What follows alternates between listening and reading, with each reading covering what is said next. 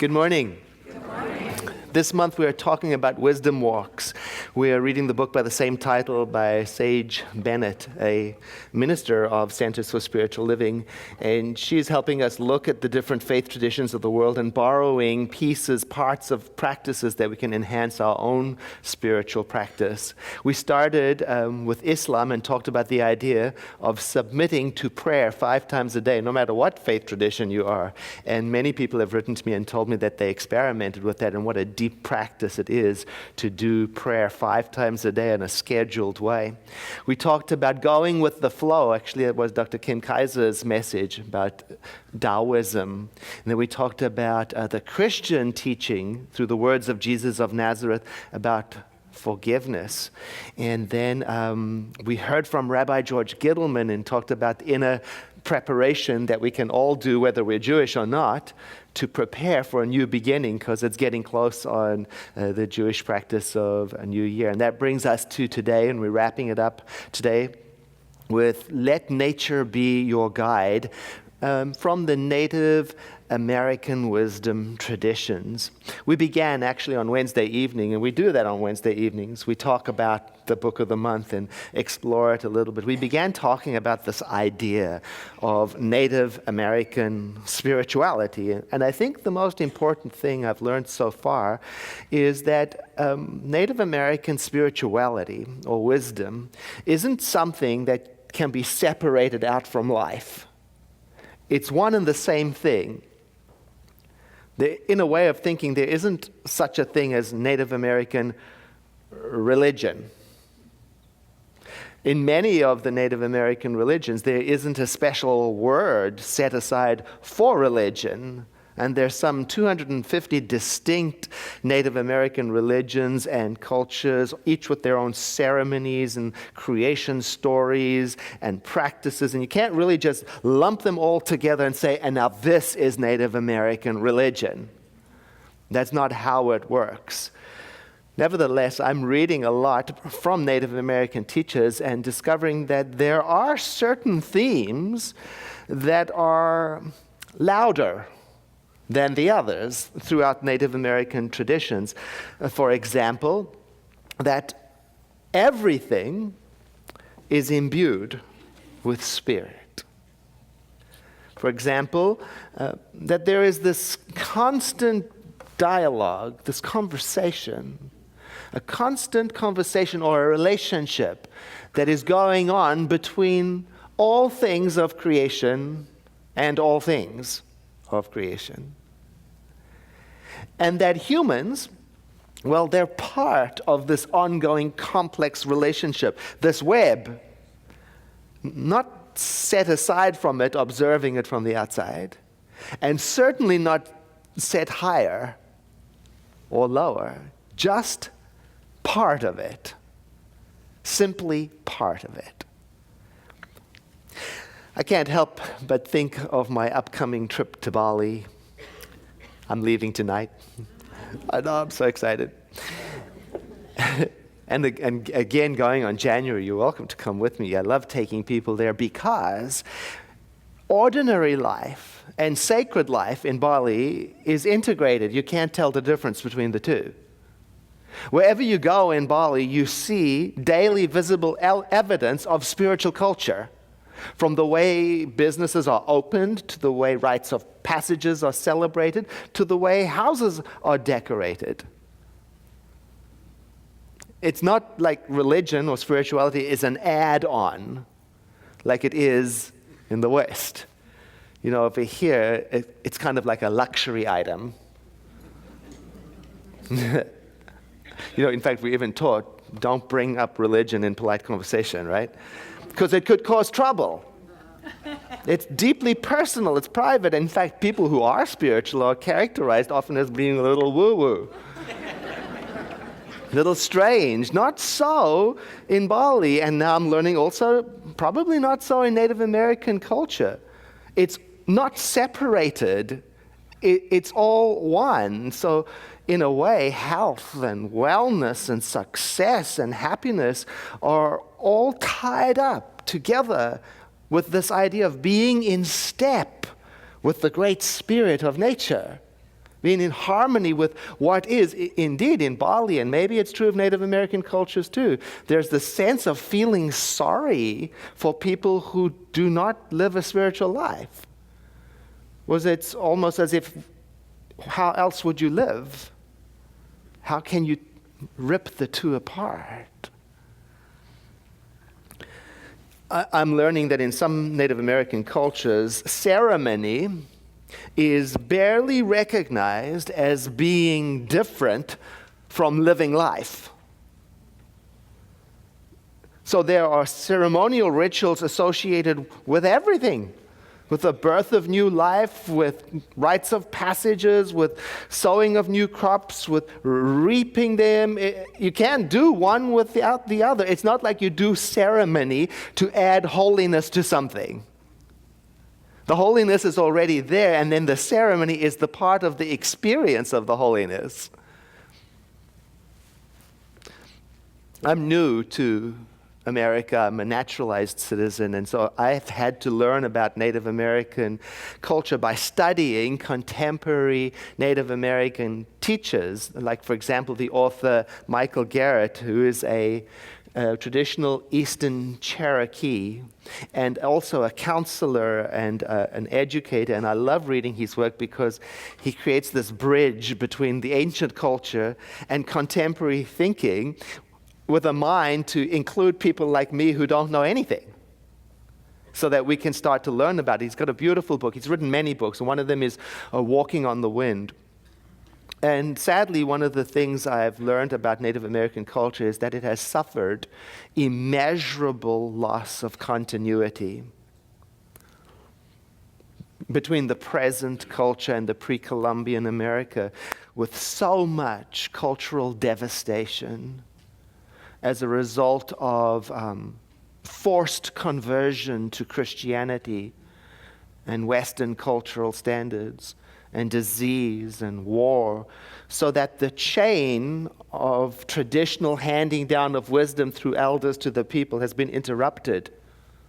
And many Native American cultures are finding themselves not having access to that and having to recreate it now and having to reestablish themselves. But the good news is that I'm learning that Native American spirituality is alive and modern and vibrant. I also learned that the immense diversity among the Native American people makes it just impossible to oversimplify it. You know, like the way we like to do it here. You know, just give me a bullet list. Make a generalization so that I can just describe this complex subject in a few words, then I'll understand it and put it in my journal, check it off. To summarize Native American spirituality is to fall short of describing it at all. Well, how do you summarize life? How do you summarize God? And there's no central figure as a founding figure who set the teaching in place for us to refer to. And not only that, when Europeans first arrived here, the diversity of the first people was even richer than it is today. Some people saying with over 1,000 distinct groups of people, each with their own rituals, each with their own festivals and creation stories and codes of life. As I read about it, there's some certain ideas that pop up, and they may be common to many of the groups, but they're certainly of interest to me. For example, this. There generally is no concept of original sin. Whoa. Can you imagine that? Can you imagine if there was a cosmic vacuum cleaner and it passed over America and sucked up out of our consciousness the concept of original sin so that we just didn't have it? Because, you know, many of us are introduced to it when we're infants. So we internalize it. I mean, can you imagine living your life not understanding that there can be anything wrong with you? How your life might be? Or how about this one? There is no concept of rewards or punishment after death. There's no concept of hell, heaven, or any kind of waiting period between the two. Can you imagine if that was just removed? Oh my. See, rather, generally among Native American cultures, earth and life is considered to be simply a natural experience. A natural experience, our true home. Can you imagine the idea that you belong here? What a concept. You're supposed to be here. A true spiritual dwelling place, this. Right now, not later. So there's this focus on maintaining harmony with what is, with the world, rather than preparing for a beneficial experience later. Trying to establish gain later. That's amazing. As I read about Native American culture, I'm acutely aware that I was born and raised in South Africa. And so I know the vast damage that can be done to an indigenous people and its culture through minimizing it. See, I was taught in school in South Africa, I was taught that anything not Christian was to be considered invalid. Perhaps cute and interesting, but certainly not to be taken seriously. That's what I was taught. And you know, when you're taught something as a child, you integrate it. So you have to consciously and ongoingly unlearn it. You have to confront it all the time. And I see how Native American spirituality, to some degree, has suffered the similar view in modern America and in early America. You know, on one hand, it's been minimized and popularized and oversimplified in the Hollywood culture. Disrespected. And on the other hand, there's also been a genuine and sincere interest in learning about it and integrating it and imitating it. And, you know, some say that imitation is the highest form of flattery. And sometimes it can just go really wrong. Have you ever seen imitation go really wrong?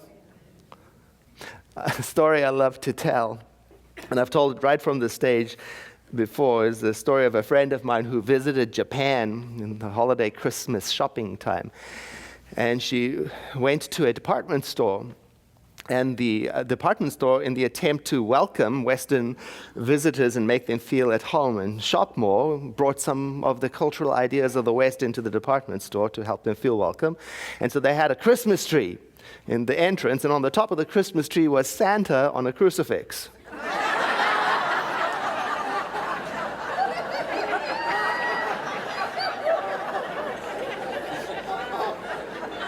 I mean, no malice intended, you know what I mean? It's just awkward, you know, it's like you can't even look at it, right? It's just wrong. And I think that's sometimes what we do with other cultures. In our sincere attempt to take it on, we just get it wrong. Which is why I'm really enjoying reading Michael Garrett, an actual Native American, so he can steer me on the right course.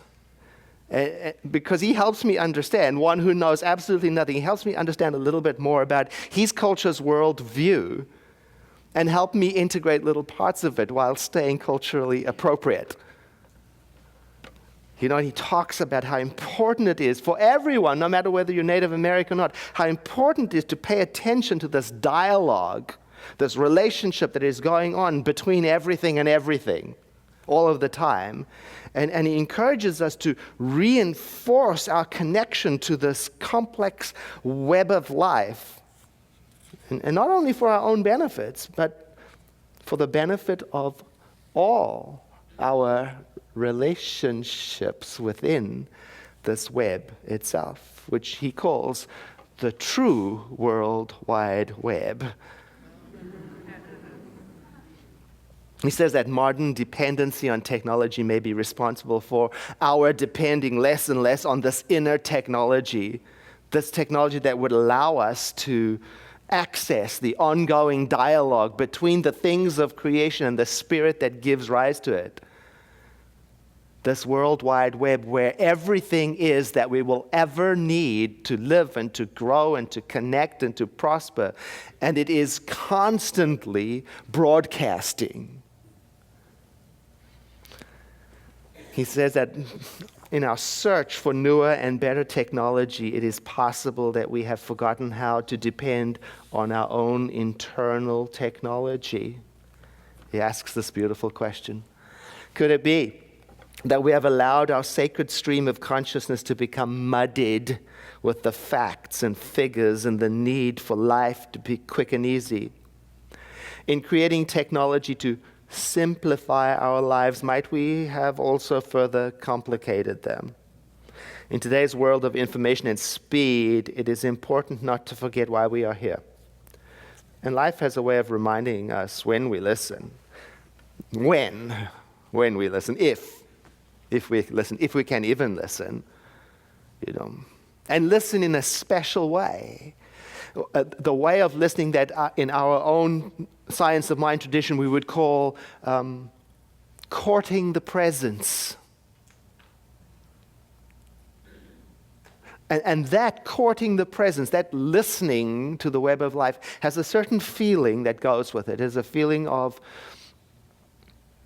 mindfulness, being available, not rushing, humility, being teachable, listening. He describes it as the feeling of making a connection to that which is already trying to happen. See, what does that mean? That which is already trying to happen. It's a feeling of connection to that which was already in the room, that was already there, wherever there is. Maybe it's the feeling that you get when you think of someone and suddenly the phone rings and they're on the other side. Or maybe it's that feeling of someone pops into your consciousness and you bump into them in the supermarket. Or maybe it's that feeling of you go somewhere, you've never been there, but you feel tremendously like you've been there before. Or maybe it's that feeling of that first time when you listen instead of interpret.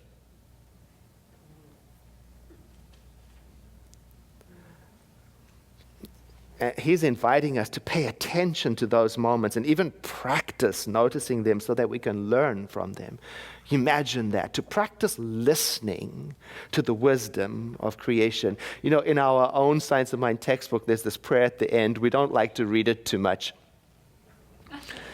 because it says this. One of the lines is, and let me not pursue the paths of my own counsel.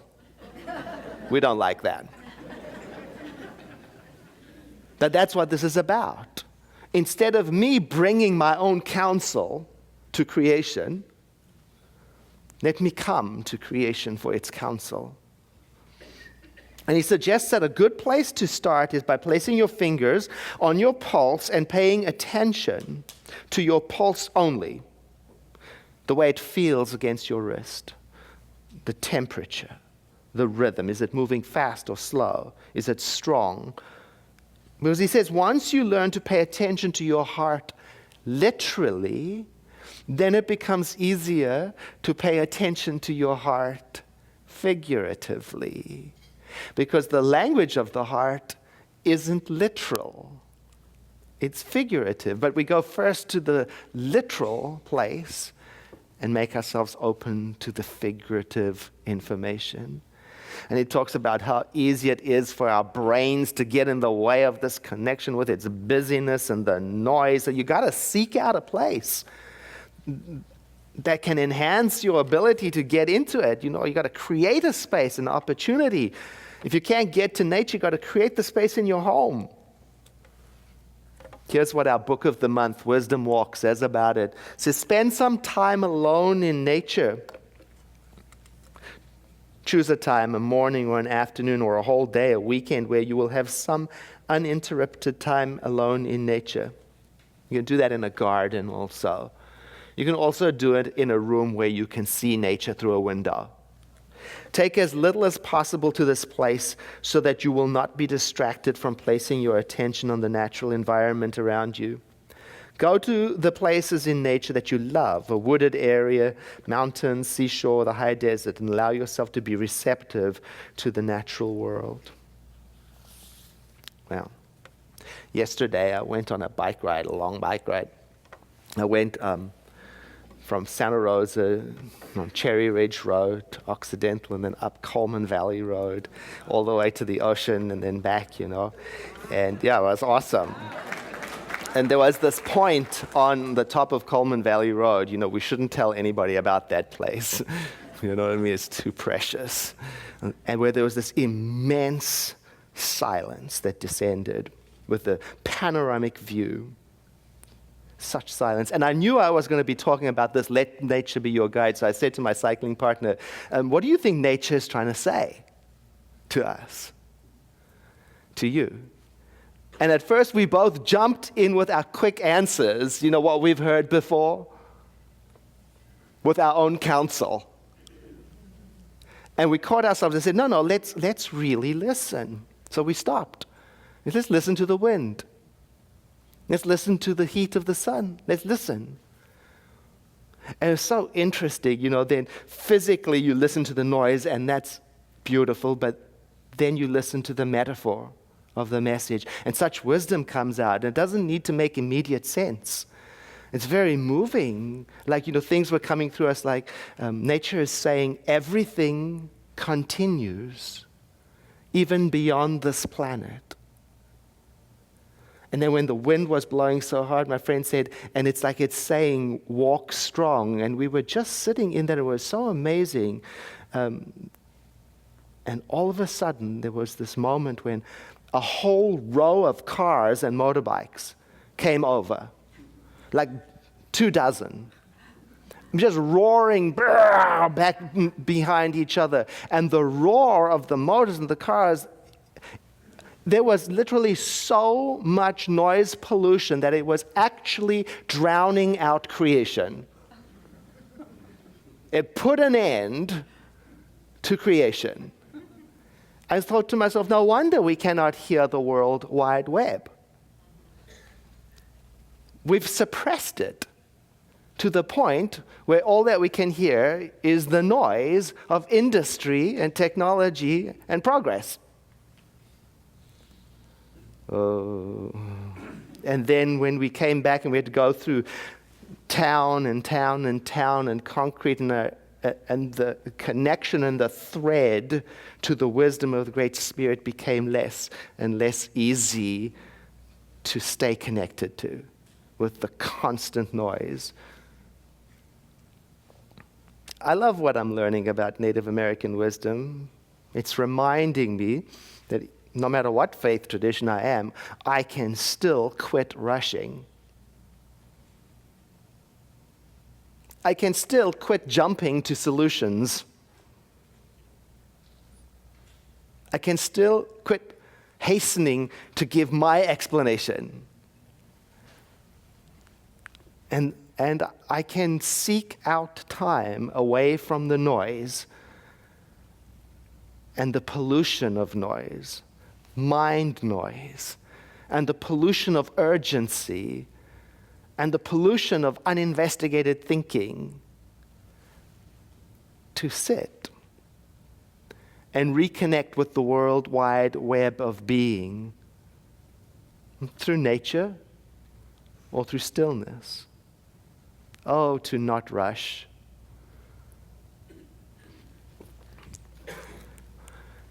Michael Garrett says, in the Cherokee way, when confronted with a difficult decision or a sense of uncertainty, it is important for the person to sit with it for at least 4 days before taking any action.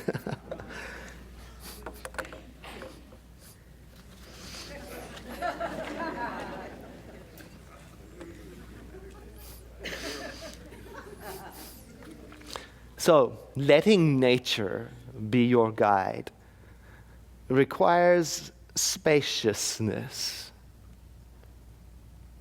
and patience and a slow noticing. I've got to be teachable.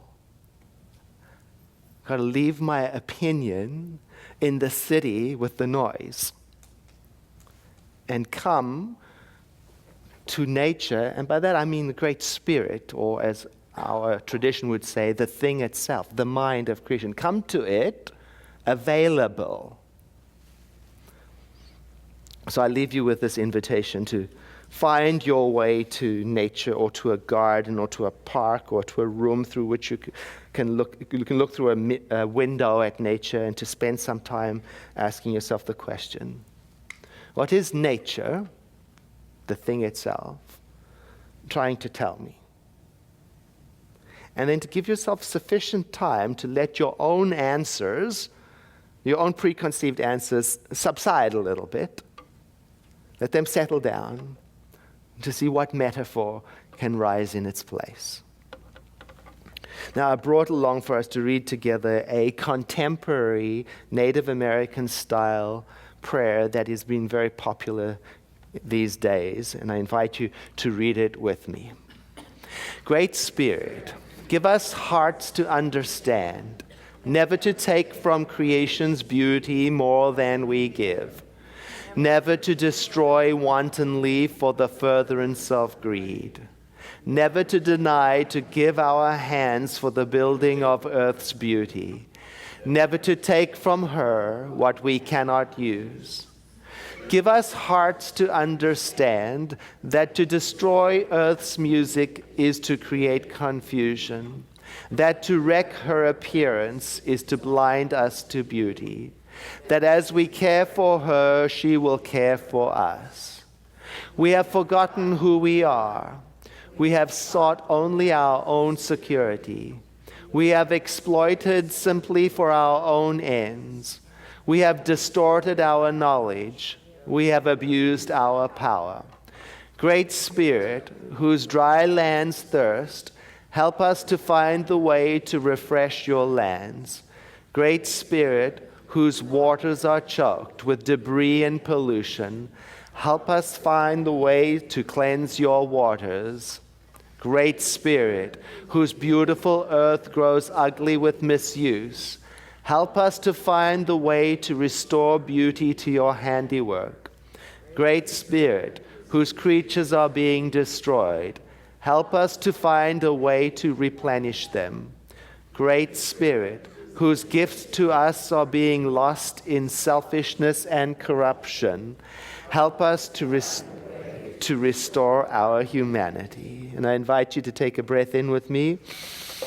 And as you exhale, let us each one take a moment to acknowledge that Great Spirit, the giver of all life, the mind of creation that is everywhere present, in whom we live and breathe and have our being. Let us recognize that we are connected through it to each other and to all of creation, across all time and space. And let us recognize the power of our choices and our ability to create and recreate. And with humility to take that power and to use it for the creation of harmony, goodness, compassion, love, and sharing. Let us consult with that one Spirit within, so that we may take our place in the community of beings, not as supreme overlords, but as part of the eternal web of all being. In deepest gratitude for this, and for the spiritual law that responds to our prayer, I say thank you, and I let it be. And so it is.